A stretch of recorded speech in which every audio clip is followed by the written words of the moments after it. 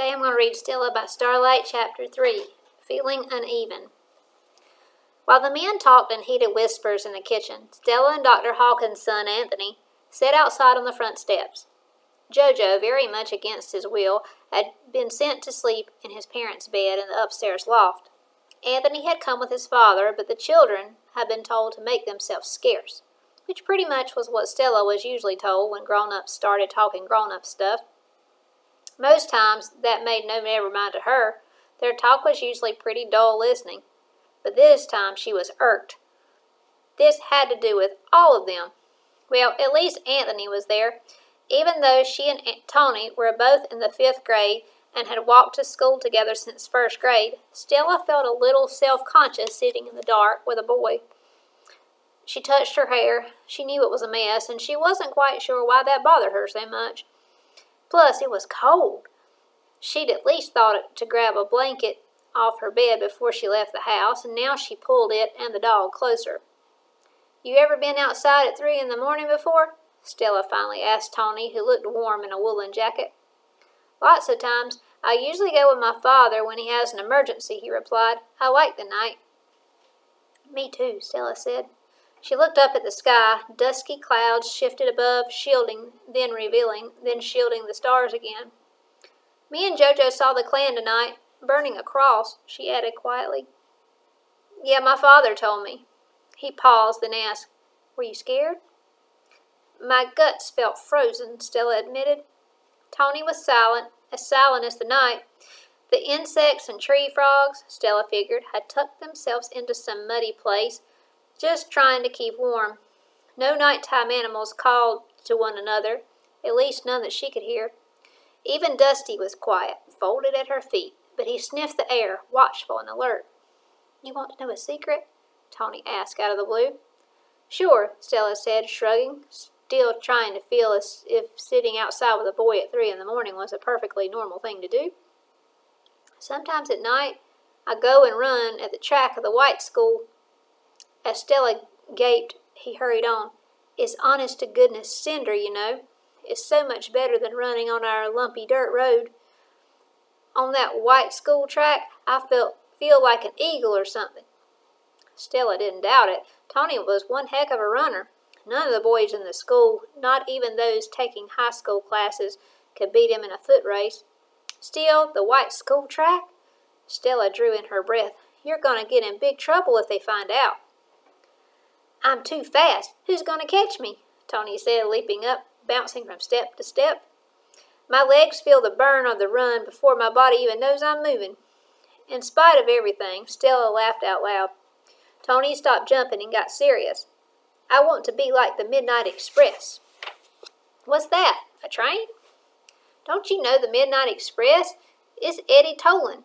He won 2 gold medals in track at the Olympics this summer. World records, girl, in the 100-meter and 200-meter events. They even gave him the title World's Fastest Human."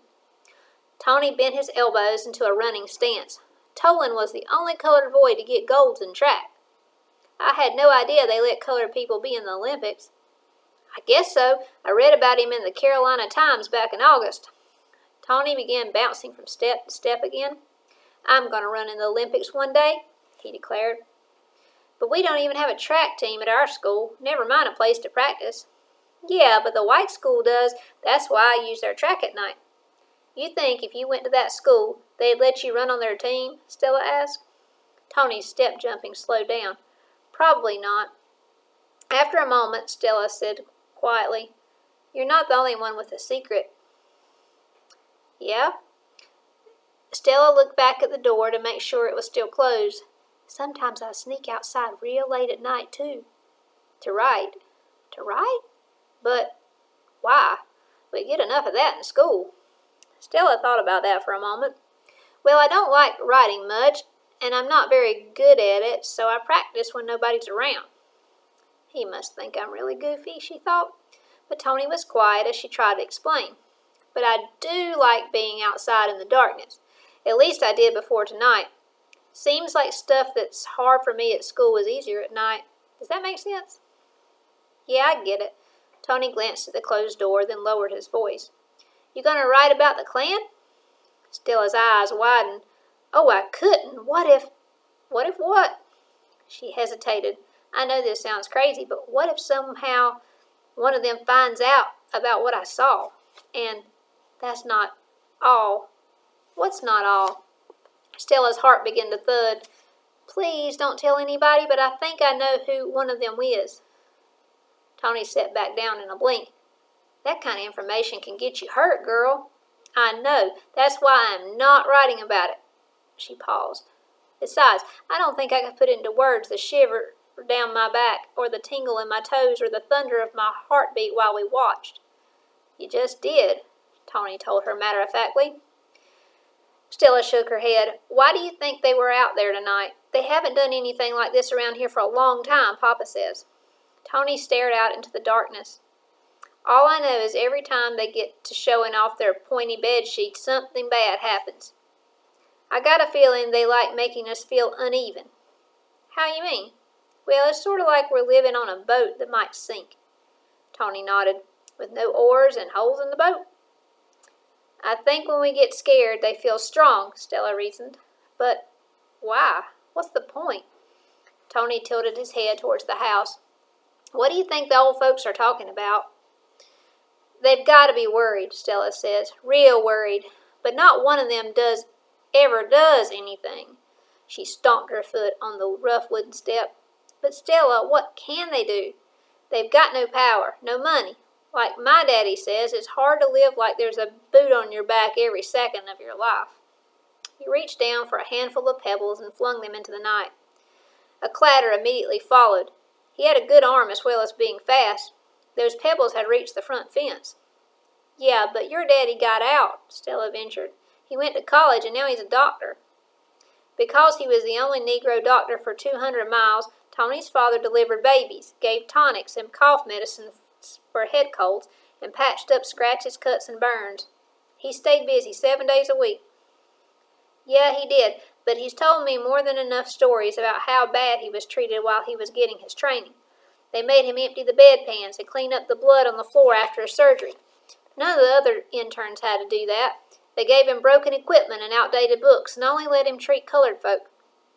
Stella tucked her toes under the edge of her blanket. My papa always tells me we gotta be twice as smart to get half as much, she told Tony with a frown. Tony's voice grew tight. And even after all this time, my daddy's still not allowed to treat white patients, like their diseases are high class or something. He whipped more stones after the first one. And Dr. Packard, the white doctor, he won't even lay a hand on a black patient, even if they're dying, he added. Oh, he'll lay a hand when he wants to. Stella's voice went harsh. How do you mean? Tony asked, wiping his hands on his pants. When I was 5, Dr. Packard, he slapped me. Hard. Right across my face. I can still remember. It hurt so bad. He did? But why? Remember that game, step on a crack, break your mother's back? Yeah, you jump over the cracks in the sidewalk. Well, I was with Mama, and we were walking down Main Street, heading to Mrs. Cooper's candy store. I was so happy. I was concentrating on the sidewalk, doing my jumps, and I didn't see Dr. Packard. I accidentally stepped on his shoe and got some mud on it. Tony sucked in his breath. You didn't? Yep, I did. I apologized over and over, and so did my mother. She even bent down to wipe off the mud with her handkerchief, but he pushed my mom away. She almost fell, and then he reached down and whomped me as hard as he could. I remember his green eyes as he sneered at me. Then he called me stupid and careless and some other stuff I'm not going to repeat, and he walked away. Tony exhaled real hard, angry. Gosh, Stella, so what'd you do? I started crying. Worse than that, Mama cried, and there was nothing that either of us could do except go home, and I never did get any candy. Now she grabbed up some of the pebbles and flung them across the yard. No clatter, but the voices inside were getting louder, so maybe she just didn't hear it. Dusty raised his head and growled softly. Settle down now, Stella whispered, stroking the dog's back. Everything's going to be okay, boy. But she wasn't sure about that at all.